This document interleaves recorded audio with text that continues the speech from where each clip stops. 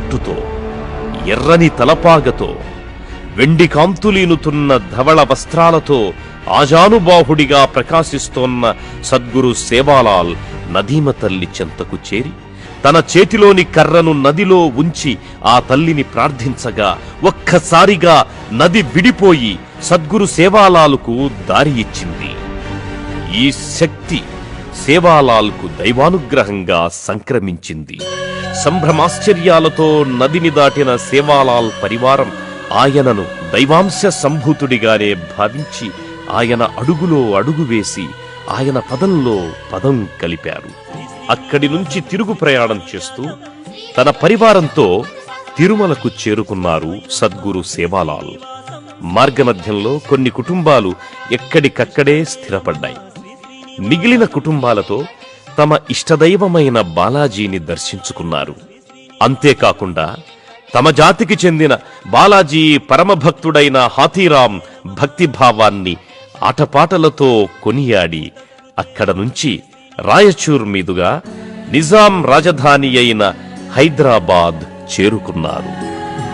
అప్పటికే సేవాలాల్ పరివారం యొక్క ధైర్య సాహసాలను, వారిలో తొణికిసలాడే ఆత్మగౌరవం గురించి, అంతకంటే ముఖ్యమైన సద్గురు సేవాలాల్ ఆధ్యాత్మిక శక్తిని గూర్చి తెలుసుకున్న నిజాం నవాబు వారిని పరీక్షించదలిచి విషతుల్యమైన తినుబండారాలను పంపించి వారికి సాదరంగా ఆహ్వానం పంపారు.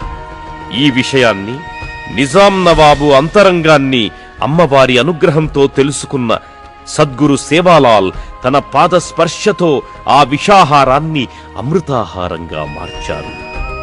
ఈ విషయం తెలుసుకున్న నిజాం నవాబు సేవాలాల్ని సాదరంగా ఆహ్వానించి సత్కరించి ఆయన మహిమల్ని కొనియాడారు.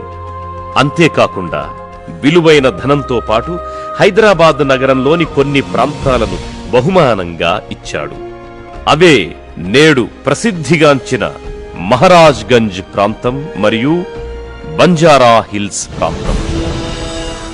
ఇలా దేశవ్యాప్తంగా సంచరిస్తూ ప్రవేశించిన ప్రతి నగరంలో, పట్టణంలో తన ఆధ్యాత్మిక శక్తిని ప్రజలకు, ముఖ్యంగా బంజారాలకు చవి చూపిస్తూ సమాజంలో గౌరవ భావంతో జీవనాన్ని కొనసాగించాలని హితోపదేశం చేస్తూ ముందుకు సాగుతోన్న సద్గురు సేవాలాల్ని అవతార పురుషుడంటూ బంజారా ప్రజలు కొలవడం, కొనియాడడం ప్రారంభించారు.